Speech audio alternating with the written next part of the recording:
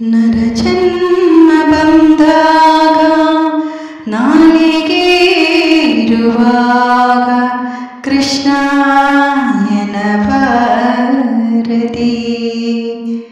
ಶ್ರೀಕೃಷ್ಣ ಎನ್ನಬಾರದೆ. ಭಗವದ್ಭಕ್ತರಿಗೆಲ್ಲರಿಗೂ ಸಾಷ್ಟಾಂಗ ಪ್ರಣಾಮಗಳು. ಭಕ್ತರೇ, ಇವತ್ತಿನ ದಿನ ವಿಶೇಷವಾದ ದಿನ. ಏನಂತ ಎಲ್ಲರಿಗೂ ಗೊತ್ತಿದೆಯಾ? ಇಲ್ಲ, ಕೆಲವರಿಗಷ್ಟೇ ಮಾತ್ರ ಗೊತ್ತಿದೆ. ಇವತ್ತು ಏಕಾದಶಿ. ಏಕಾದಶಿ ದಿವಸ ನಾವು ಏನು ಮಾಡ್ತೀವಿ, ಏನು ಮಾಡಬೇಕು? ಎಲ್ಲರಿಗೂ ಒಂದು ಪ್ರಶ್ನೆ ಅಂದರೆ ಉಪವಾಸ ಇರಬೇಕು. ಉಪವಾಸ ಅಂದರೆ ಏನು? ಅಯ್ಯೋ, ಅದು ತಿನ್ನಬಾರ್ದು, ಇದು ತಿನ್ನಬಾರ್ದು, ಹಾಗೆ ಮಾಡಬೇಕು, ಹೀಗೆ ಮಾಡಬೇಕು, ಏನು ಕೂಡ ಇಲ್ಲ. ಯಾರು ಉಪವಾಸ ಅಂದರೆ ಹೆದರಬೇಡಿರಪ್ಪ. ಉಪವಾಸ ಎಂದರೆ, ಉಪ ಎಂದರೆ ದೇವರು, ವಾಸ ಎಂದರೆ ವಾಸ ಮಾಡುವುದು, ದೇವರಲ್ಲಿ ವಾಸ ಮಾಡುವುದು, ದೇವರ ಪಕ್ಕ ವಾಸ ಮಾಡುವುದನ್ನು ಉಪವಾಸ ಎನ್ನುವರು. ಅದನ್ನು ವಿಶೇಷವಾಗಿ ಈ ಏಕಾದಶಿ ದಿವಸ ಆಚರಣೆ ಮಾಡಲಾಗ್ತದೆ, ವ್ರತ ಮಾಡಲಾಗ್ತದೆ. ಕೆಲವು ಕಥೆಗಳನ್ನು ನಾವು ಕೇಳಬಹುದು. ಯಾಕಾಗಿ ನಾವು ಏಕಾದಶಿ ವ್ರತವನ್ನು ಹಿಂದಿನ ಋಷಿಮುನಿಗಳೆಲ್ಲ ಮಾಡಿಕೊಂಡು ಬಂದರು ಎನ್ನುವುದನ್ನು ನಾವು ಇಲ್ಲಿ ಎಲ್ಲ ಕಡೆಯೂ ಒಂದು ಕಥೆಗಳಿವೆ.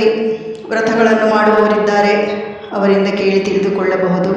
ಹಾಗೂ ನಮಗೆ ಗೊತ್ತಿದ್ದನ್ನು ನಾವು ಹೇಳಿ ಕಲಿತುಕೊಂಡು ನಮ್ಮಷ್ಟಕ್ಕೆ ನಾವು ಒಂದು ಏನು ಮಾಡಬೇಕು, ಎಂತ ಮಾಡಬೇಕು ಅಂತ ಹೇಳಿ ಒಂದು ಸರಳವಾಗಿ ಒಂದು ವ್ರತಾಚರಣೆಯನ್ನು ಮಾಡಬಹುದು.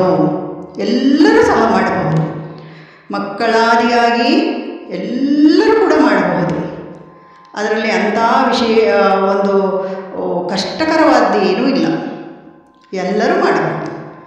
ಹಾಗಾದರೆ ಏಕಾದಶಿಗೆ ಏನು ಮಹತ್ವ ಇದೆ? ದೇವರು ಯಾಕೆ ಏಕಾದಶಿ ಉಪವಾಸವನ್ನು ಹೇಳಿದ್ದಾರೆ ನಮಗೆಲ್ಲ? ಅದಕ್ಕೆ ಏನು ಒಂದು ಪುರಾಣ ಕಥೆಗಳಲ್ಲಿ ಏನು ಒಂದು ಮಹತ್ವವಿದೆ? ಹಾಗೆ ಹೇಗೆ ಮಾಡಬೇಕು? ಏಕಾದಶಿ ದಿವಸ ಬೆಳಿಗ್ಗೆ ಎದ್ದು ಸ್ನಾನ ಸಂಧ್ಯಾವಂದನೆ ಎಲ್ಲರೂ ಮಾಡ್ತಾರೆ, ಅನುಷ್ಠಾನಗಳನ್ನು. ನಮ್ಮ ಒಂದು ಕೈಗೆ ನಿಲುಕುವಷ್ಟು ಅನುಷ್ಠಾನ, ದೇವರ ಪೂಜೆ ದಿವಸ ಮಾಡುತ್ತೇವಲ್ಲ, ಅದೇ ರೀತಿ ದೇವರ ಸೇವೆಯನ್ನು ಮಾಡಿ ಶುಚಿರ್ಭೂತರಾಗಿ ದೇವರ ಎದುರು ಕೂತ್ಕೊಂಡು ದೇವರ ಪೂಜೆಗಳನ್ನೆಲ್ಲ ಮಾಡಿ, ನಿಮಗೆ ಏನು ನಿಮ್ಮ ಮನೆಯಲ್ಲಿ ಅವಲಕ್ಕಿಯೋ ಬೆಲ್ಲ ಕಾಯಿ ಇದ್ದೇ ಇರುತ್ತದಲ್ಲ, ಅದನ್ನಷ್ಟನ್ನು ಚೆನ್ನಾಗಿ ಪಕ್ವವಾಗಿ ಕಲಿಸಿ ದೇವರೆದುರು ಇಡಿ. ಒಂದು ತುಳಸಿ ದಳ ಹಾಕಿ ದೇವರೆದುರು ಇಡಬೇಕು. ದೇವರೆದುರಿಟ್ಟು, ದೇವರೇ, ನನ್ನ ವ್ರತವನ್ನು ಸಾಫಲ್ಯಗೊಳಿಸಬೇಕು ನೀನು ಎಂದು ಬೇಡಿಕೊಂಡು ಕೃಷ್ಣ ಜಪವೋ, ರಾಮ ಜಪವೋ, ಈಶ್ವರ ಜಪವೋ, ಶಿವ ಜಪ, ಯಾವುದೇ ಒಂದು ಶಿವಕೇಶವರಲ್ಲಿ ಭೇದವಿಲ್ಲ, ಒಂದನ್ನು ಮಾಡಿಕೊಂಡು ದಿನನಿತ್ಯ ಹರಿಧ್ಯಾನ ಮಾಡಬೇಕು. ಸತತವಾಗಿ ಮಾಡ್ತಾ ಇರಬೇಕು. ಹಾಗೆ ಸಂಜೆ ಆಗುತ್ತಾ ಒಂದು ಪೂಜೆ ಪುನಸ್ಕಾರವನ್ನು, ಭಜನೆಯನ್ನು ಮಾಡಿಕೊಂಡು ದೇವರಿಗೆ ದೇವರ ನಾಮಾವಳಿಗಳು ಬೇಕಾದಷ್ಟಿದ್ದಾವೆ, ಅವುಗಳನ್ನೆಲ್ಲ ಹೇಳಿಕೊಂಡು ವ್ರತವನ್ನು ಮಾಡಬಹುದು. ಇದು ಎಲ್ಲರೂ ಮಾಡಬಹುದು. ಹಾಗೆ ಮಾಡಿದರೆ ಏನಂತ ಪುರಾಣ ಕಥೆಗಳಲ್ಲಿ ನೋಡಲಿಕ್ಕೆ ಹೋದರೆ, ಕಂಪಿಲ್ಯ ನಗರದಲ್ಲಿ ಸುಮೇಧ ಎಂಬ ಅತ್ಯಂತ ಧರ್ಮನಿಷ್ಠ ಬ್ರಾಹ್ಮಣ ವಾಸಿಸಿದ್ದ. ಅವನ ಹೆಂಡತಿಗೆ ತುಂಬ ಧರ್ಮನಿಷ್ಠೆ, ಪರಿಶುದ್ಧಳು. ಹಿಂದಿನ ಜನ್ಮದ ಪಾಪದ ಕಾರಣದಿಂದ ದಂಪತಿಗಳು ಕಡು ಬಡತನ ಜೀವನ ನಡೆಸ್ತಿದ್ರಂತೆ. ಹಾಗೆ ಬ್ರಾಹ್ಮಣನ ಹೆಂಡತಿ ಯಾರೇ ಅತಿಥಿ ಬಂದರೂ ತನ್ನಲ್ಲಿದ್ದಷ್ಟು ಮಾಡಿ ಅವರಿಗೆ ಸೇವೆ ಸಲ್ಲಿಸುತ್ತಿದ್ದಳು. ಅತಿಥಿಗಳಿಗೆ ಅನ್ನವನ್ನು ನೀಡಿದ ನಂತರ ಹಸಿವಿದ್ದರೂ ತಾನು ಊಟ ಮಾಡದೆ ಅತಿಥಿಗಳ ಸತ್ಕಾರ ಮಾಡುತ್ತಿದ್ದರು. ನೋಡಿ, ಪುರಾಣ ಕಥೆಗಳಲ್ಲಿ ಮಾಡುತ್ತಿದ್ದರು ಇದೆಲ್ಲ. ಇಂಥ ಒಂದು ಶ್ರೇಷ್ಠ ದಾನವನ್ನು ಮಾಡುತ್ತಿದ್ದರು, ಅನ್ನದಾನ, ಬ್ರಾಹ್ಮಣರ ಭೋಜನ ಇವೆಲ್ಲವನ್ನು ನಡೆಸುತ್ತಿದ್ದರು. ಒಂದು ದಿನ ಬ್ರಾಹ್ಮಣ ಹೆಂಡತಿಗೆ ಕೇಳುತ್ತಾನೆ, ಶ್ರೀಮಂತರಲ್ಲಿ ಹಣ ಕೇಳಿದಾಗ ಅವರು ನನಗೆ ನಿರಾಕರಿಸುತ್ತಾರೆ. ಹಣವಿಲ್ಲದೆ ಸಂಸಾರ ನಡೆಯುವುದಿಲ್ಲ. ನೀನು ಒಪ್ಪಿದರೆ ನಾನು ವಿದೇಶಕ್ಕೆ ಹೋಗಿ ಏನಾದರೂ ಕೆಲಸ ಮಾಡುತ್ತೀನಿ ಎಂದು ಪತ್ನಿಯ ಬಳಿ ಹೇಳ್ತಾನೆ ಅವನು. ಅದಕ್ಕೆ ಬ್ರಾಹ್ಮಣನ ಹೆಂಡತಿ ನಮ್ರತೆಯಿಂದ ಹೇಳಿದಳು, ಮನುಷ್ಯನು ಹಿಂದಿನ ಜನ್ಮದಲ್ಲಿ ಮಾಡಿದ ಕರ್ಮಫಲವನ್ನು ಈ ಜನ್ಮದಲ್ಲಿ ಪಡೆಯುತ್ತಾನೆ. ಅದೃಷ್ಟವಿಲ್ಲದೆ ಮನುಷ್ಯನಿಗೆ ಚಿನ್ನ ಸಿಗುವುದಿಲ್ಲ, ಬಂಗಲೆ ಸಿಗುವುದಿಲ್ಲ, ಏನೂ ಸಿಗುವುದಿಲ್ಲ.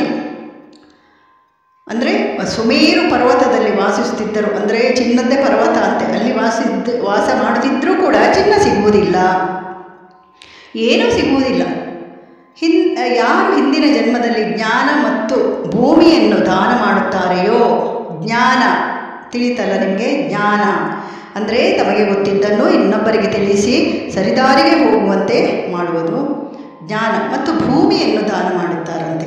ಆಗಿನ ಕಾಲದಲ್ಲಿ ಮಾಡುತ್ತಿದ್ದರು, ಈಗಿನ ಕಾಲದಲ್ಲಿ ತುಂಬ ಜನ ದೇವಸ್ಥಾನಕ್ಕೂ ಒಂದು ಶಾಲೆಗೂ ಎಲ್ಲ ಕೊಡ್ತಾರಲ್ವ, ಹಾಗೆ ದಾನ ಮಾಡುತ್ತಾರೆಯೋ ಅವರಿಗೆ ಮುಂದಿನ ಜನ್ಮದಲ್ಲಿ ಶ್ರೀಮಂತಿಕೆ ಬರುತ್ತದೆ. ಈ ಜನ್ಮದಲ್ಲಿ ನಾವು ಅದನ್ನು ಪಡೆದುಕೊಂಡು ಬಂದಿಲ್ಲ, ನೀವು ಎಲ್ಲಿಗೂ ಹೋಗಬೇಡಿ, ಇಲ್ಲಿಯೇ ಎಂದು ಹೇಳುತ್ತಾಳೆ. ಅವಳ ಸಲಹೆಯಂತೆ ಬ್ರಾಹ್ಮಣ ಹೋಗಲಿಲ್ಲ ವಿದೇಶಕ್ಕೆ. ಒಂದು ದಿನ ಕೌಂಡಿನ್ಯ ಋಷಿ ಅಲ್ಲಿಗೆ ಬಂದರು. ಋಷಿಯನ್ನು ನೋಡಿದ ಬ್ರಾಹ್ಮಣ ಸುಮೇಧ ಮತ್ತು ಅವನ ಹೆಂಡತಿ ಅವರಿಗೆ ನಮಸ್ಕರಿಸಿ ಯಥೋಪಚಾರ ಸತ್ಕಾರವನ್ನು ಮಾಡುತ್ತಾರೆ. ಇದಾದ ನಂತರ ಬ್ರಾಹ್ಮಣನು ಋಷಿಯ ಬಳಿ ಏನು ಹೇಳ್ತಾರಂದರೆ, ಬಡತನವನ್ನು ನಾಶ ಮಾಡುವ ವಿಧಾನವನ್ನು ತಿಳಿಸಿಕೊಡಿ ಬ್ರಾಹ್ಮಣರೇ, ಋಷಿವರಿಯರೇ ಎಂದು ಕೇಳುತ್ತಾರೆ. ಆಗ ಅವರ ಹೆಂಡತಿ ಹೇಳ್ತಾಳೆ, ಬ್ರಾಹ್ಮಣನ ಹೆಂಡತಿ, ನನ್ನ ಗಂಡ ವಿದೇಶಕ್ಕೆ ಹೋಗಿ ಹಣ ಸಂಪಾದಿಸುವುದನ್ನು ತಡೆದಿದ್ದೇನೆ. ನಮ್ಮ ಅದೃಷ್ಟಕ್ಕೆ ನೀವು ಇಲ್ಲಿ ಬಂದಿದ್ದೀರಿ. ಈಗ ನಮ್ಮ ಬಡತನವು ಶೀಘ್ರದಲ್ಲೇ ನಾಶವಾಗುತ್ತದೆ ಎಂಬ ಸಂಪೂರ್ಣ ನಂಬಿಕೆ ನಮಗೆ ಇದೆ. ಏನಾದರೂ ಒಂದು ಇದಕ್ಕೆ ನಾಶವಾಗಲು ಪರಿಹಾರವನ್ನು ಹೇಳಿದ್ದೇವಾ ಗುರುದೇವ ಅಂತ ಕಾಲಿಗೆ ಅಡ್ಡ ಬೀಳುತ್ತಾರೆ. ಆಗ ಕೌಂಡಿನ್ಯ ಋಷಿ ಹೇಳಿದರು, ನೋಡಪ್ಪ, ಏಕಾದಶಿ ವ್ರತವನ್ನು ಮಾಡು. ಈ ವ್ರತವನ್ನು ಆಚರಿಸುವವನು ಶ್ರೀಮಂತನಾಗುತ್ತಾನೆ. ಈ ಏಕಾದಶಿಯು ಸಂಪತ್ತು ಮತ್ತು ಸಮೃದ್ಧಿಯನ್ನು ನೀಡುತ್ತದೆ, ಪಾಪಗಳನ್ನು ನಾಶಪಡಿಸುತ್ತದೆ. ಶ್ರೀಮಂತನಾದ ಕುಬೇರನೂ ಈ ಏಕಾದಶಿ ವ್ರತವನ್ನು ಆಚರಿಸಿದ್ದನು. ಇದರಿಂದ ಸಂತಸಗೊಂಡು ಭೋಲೇನಾಥನು ಅವನಿಗೆ ಧನಾಧ್ಯಕ್ಷ ಸ್ಥಾನವನ್ನು ನೀಡಿದನು. ಈ ವ್ರತದ ಪ್ರಭಾವದಿಂದ ಸತ್ಯವಂತ ರಾಜ ಹರಿಶ್ಚಂದ್ರನಿಗೆ ಕೂಡ ಪುತ್ರಪತ್ನಿ ರಾಜ್ಯ ಲಭಿಸಿತು. ಹಾಗೆ ಎಲ್ಲ ಏಕಾದಶಿಯ ವಿಧಿವಿಧಾನಗಳನ್ನು ಬ್ರಾಹ್ಮಣನಿಗೆ ತಿಳಿಸಿಕೊಡುತ್ತಾರೆ.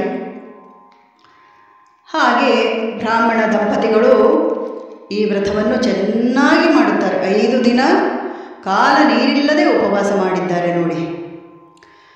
ಈ ವ್ರತದಲ್ಲಿ ಅಂಥ ಒಂದು ಕಠಿಣ ವ್ರತ ಅದು. ಹಾಗೆ ಒಬ್ಬ ಉಪವಾಸ ಮುಗಿಸಿದ ನಂತರ ಬ್ರಾಹ್ಮಣನ ಹೆಂಡತಿ ನೋಡುತ್ತಾಳೆ, ಮನೆಗೆ ಒಬ್ಬ ರಾಜಕುಮಾರ ಬರುವುದನ್ನು. ರಾಜಕುಮಾರನು ಅವರಿಗೆ ವಾಸಿಸಲು ಎಲ್ಲ ವಸ್ತುಗಳಿಂದ ತುಂಬಿದ ಪರಿಪೂರ್ಣ ಮನೆಯನ್ನು ಕೊಟ್ಟನು. ಅದರ ನಂತರ ರಾಜಕುಮಾರ ಜೀವನೋಪಾಯಕ್ಕಾಗಿ ಒಂದು ಹಳ್ಳಿಯನ್ನು ಕೊಟ್ಟನು. ಹೀಗೆ ಬ್ರಾಹ್ಮಣ ಮತ್ತು ಅವನ ಹೆಂಡತಿಯ ಬಡತನವು ದೂರವಾಯಿತು ಮತ್ತು ಭೂಮಿಯ ಮೇಲೆ ಅನೇಕ ವರ್ಷಗಳ ಸುಖವನ್ನು ಅನುಭವಿಸಿದ ನಂತರ ಅವರು ಶ್ರೀ ವಿಷ್ಣುವಿನ ಪರಮ ನಿವಾಸಕ್ಕೆ ತೆರಳಿದರು. ಹೀಗೆ ಒಂದು ಕತೆ. ಆದ್ದರಿಂದ ನಮಗೆ ಶ್ರೀಮಂತಿಕೆ ಬೇಕು ಎಂದು ಬೇಡುವ ಪ್ರಮೇಯವಿಲ್ಲ. ಎಲ್ಲರೂ ಒಂದು ಸಾಧಾರಣ ಮಟ್ಟಿಗೆ ಶ್ರೀಮಂತರೇ. ಈಗ ಹರಿನಿವಾಸ ಬೇಕು ಎಂದು ಬೇಡಿ, ಹರಿಪಾದ ಬೇಕು ಎಂದು ಬೇಡಿ. ಇವತ್ತಿನ ದಿವಸ ಏಕಾದಶಿಯ ದಿವಸ ಹರಿಪಾದ ಬೇಕು, ಹರಿಪಾದದಲ್ಲಿ ನಿವಾಸ ನಮಗೆ ಬೇಕು ಅಂತ ಬೇಡಿ ದೇವರ ಹತ್ರ. ದೇವರಿಗೆ ತುಂಬ ಸಂತಸಗೊಂಡು ನಿಮ್ಮ ಆಕಾಂಕ್ಷೆ ಈಡೇರಿಸುತ್ತಾರೆ. ಯಾವೊಂದು ಆಕಾಂಕ್ಷೆಯನ್ನು ಇಡಬೇಡಿ, ಅಪೇಕ್ಷೆಯನ್ನು ಇಡಬೇಡಿ. ಅದು ಬೇಕು ಇದು ಬೇಕು ಯಾವುದೇ ಬಡ ಬ್ರಾಹ್ಮಣ ಇಟ್ಟರು. ಅವರಿಗೆ ಆ ಕಾಲದಲ್ಲಿ ಅಂಥ ಬಡತನವಿತ್ತು, ಅಂಥ ಅದರಲ್ಲೂ ಅತಿಥಿ ಸತ್ಕಾರ ಮಾಡುತ್ತಿದ್ದರು. ಈಗ ನಮಗೆ ಅಂಥ ಪ್ರಮೇಯವೇನಿಲ್ಲ. ಎಲ್ಲರಿಗೂ ಸಾಕಷ್ಟು ಉಣ್ಣೋ ತಿನ್ನಲಿಕ್ಕೆ ಈ ಕಲಿಯುಗದಲ್ಲಿ ಯಾರಿಗೂ ಬರವಿಲ್ಲ. ಒಬ್ಬ ಕೂಲಿಕಾರನು ಕೂಡ ದಿವಸಕ್ಕೆ ಒಂದು 500 ರೂಪಾಯಿ ಸಂಪಾದನೆ ಮಾಡಿ ಅವನು ಹೊಟ್ಟೆಗೆ ಉಂಡು ಹೆಂಡ ಕುಡಿದು ಎಲ್ಲ ಮಾಡುವಷ್ಟು ಅವನ ಹತ್ರ ಉಂಟು. ಆದ್ದರಿಂದ ಜ್ಞಾನ ಬೇಕು. ಜ್ಞಾನ ಶಕ್ತಿ ಕೊಡು ದೇವ. ಜ್ಞಾನ ಹೊಂದಿದ್ದರೆ ಅದರಲ್ಲಿ ನೋಡಿ ಇಂಥದ್ದೆಲ್ಲ ನಾವು ಕಲಿಯಬಹುದು. ಅದಕ್ಕೆ ಜ್ಞಾನ ಬೇಕು. ಆದ್ದರಿಂದ ಅದಕ್ಕೆ ಬೇಕಾಗುವ ಜ್ಞಾನ ಶಕ್ತಿಯನ್ನು ದೇವರಲ್ಲಿ ಬೇಡಬೇಕು. ನಮಗೆ ಗೊತ್ತಿಲ್ಲವಾ, ಒಬ್ಬರು ಹೇಳಿದ್ದನ್ನು ಕೇಳಿ ಅದನ್ನು ನಾವು ಆಚರಣೆಗೆ ತಂದುಕೊಳ್ಳಬೇಕು. ಸಾಧ್ಯವಾದಷ್ಟು ಮಟ್ಟಿಗೆ ಮಾಡಿ, ಪರಿಪೂರ್ಣವಾಗಿ ಅದೇ ರೀತಿ ಮಾಡಿ, ಇದೇ ರೀತಿ ಮಾಡಿ. ಅದು ಕೆಲವರಿಗೆ ಮಾತ್ರ ಸಾಧ್ಯ. ಕೆಲವರು ನಿರ್ಜಲ ಉಪವಾಸವನ್ನೂ ಮಾಡುವವರಿದ್ದಾರೆ. ಏಕಾದಶಿ ದಿವಸ, ದ್ವಾದಶಿ ದಿವಸ, ದಶಮಿ ಹಿಂದಿನ ದಿವಸ ದಶಮಿಯಿಂದ ಮಾರನೇ ದಿವಸ ಏಕಾದಶಿ, ನಂತರ ದ್ವಾದಶಿಗೆ ಉಪವಾಸ ಬಿಡುವವರಿದ್ದಾರೆ. ಸಂಪೂರ್ಣ ಉಪವಾಸ ಮಾಡುವವರಿದ್ದಾರೆ. ಅಂಥ ಪುಣ್ಯಾತ್ಮರು ಇದ್ದಾರೆ ಈಗ, ಇಲ್ಲವೆಂತಿಲ್ಲ. ಅದು ನಮ್ಮಂಥವರೆಲ್ಲ ಈಗ ನಾನು ಹೇಳಿದ್ದೇನಲ್ಲ, ಅವಲಕ್ಕಿ ಪ್ರಸಾದ ಮಾಡಿ ದೇವರಿಗೆ ಒಪ್ಪಿಸಿ ಬೆಳಿಗ್ಗೆ ಒಂದು ತಿಂಡಿ, ಮಧ್ಯಾಹ್ನ ಒಂದು ತಿಂಡಿ, ಸಾಯಂಕಾಲಕ್ಕೆ ಇಷ್ಟಾಗುವಷ್ಟು ಮಾಡಿಕೊಳ್ಳಿ. ಒಂದು ಲೋಟ ಹಾಲು ಏನಾದರೂ ಕುಡಿಯಿರಿ. ಹಾಗೆ ನೀರು ಕುಡಿಯುವುದಂತೂ ಇದ್ದೇ ಇದೆ. ಹಣ್ಣುಗಳನ್ನು ಸೇವಿಸಿ. ಈ ಮಾಡಿದ ಪುಣ್ಯ ಉಂಟಲ್ಲ ನಿಮಗೆ, ನಾವು ಸ್ವಲ್ಪ ಮಟ್ಟಿಗೆ ಆ ಪುಣ್ಯವನ್ನು ಸಂಪಾದಿಸಿಕೊಳ್ಳೋಣ. ಪರಿಪೂರ್ಣ ಪುಣ್ಯ ಸಂಪಾದಿಸಿಕೊಳ್ಳಲಿಕ್ಕೆ ನಮ್ಮ ಹತ್ರ ಅರ್ಹತೆ ಇಲ್ಲ, ಅದು ಇನ್ನೂ ಬರಬೇಕು ನಮ್ಮಲ್ಲಿ. ಆದ್ದರಿಂದ ಇಷ್ಟೊಂದನ್ನು ಮಾಡಿ ದೇವರ ಪ್ರೀತಿಗೆ ಪಾತ್ರರಾಗೋಣ, ದೇವರ ಕೃಪೆ ಪಡೆಯೋಣ. ಹಾಗೆ ಇವತ್ತು ನಾನು ಒಂದು ಮಂತ್ರ ಹೇಳಿದ್ದೆ, ಅದನ್ನು ಜಪ ಮಾಡುತ್ತಾ ಇರೋದೇನು ಕಷ್ಟವೇ ಇಲ್ಲ.